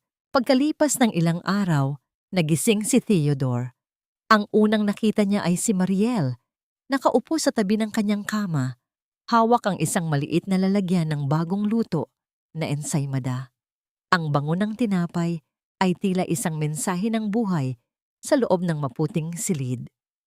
Mariel, mahinang tawag ni Theodore. Ang kanyang boses ay pauspa. Huwag kang malikot, Theodore. Ang masuyong utos ni Mariel habang pinupunasan ang noo ng lalaki. Dito lang ako.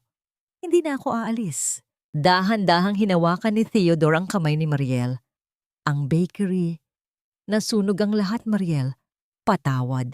Hindi ko na isalba ang pangarap mo. Umiling si Mariel. Ang kanyang mga mata ay nagniningning sa pag-asa. Hindi, Theodore. Ang bakery ay gusali lang. Ang tunay na pangarap ko ay ikaw, si Lola Amparo, at ang pagkakataong mabuhay ng malaya. Ang apoy na yon ay hindi nanira. Tinulungan tayo nitong burahin ang lahat ng pait ng kahapon. Magtatayo tayo ng bago, isang bakery na hindi na amoy ng luha, kundi amoy ng pag-ibig. Sa labas ng bintana ng ospital, ang sikat ng araw ay nagsisimulang sumilip sa gitna ng mga ulap. Ang bagyong dumaan ay nag-iwan ng sariwang hangin at isang malinis na paligid. Si Sean at Maya ay nahaharap na sa habambuhay na pagkabilanggo dahil sa mga ebidensyang nakita sa notebook at ang kanyang mga magulang. Bagaman may lamat pa ang kanilang relasyon, ay unti-unting natututong bumawi. Ngunit bago pa man matapos ang sandaling iyon, isang matandang babae ang pumasok sa silid.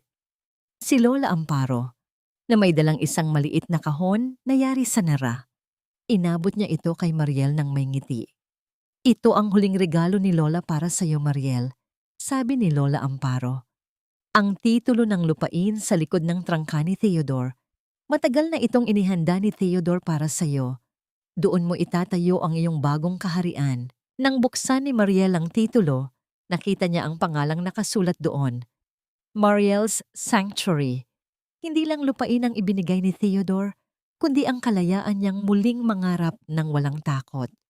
Handa na ba si Mariel na harapin ang bukas bilang asawa ng lalaking itinuring niyang anghel sa lupa?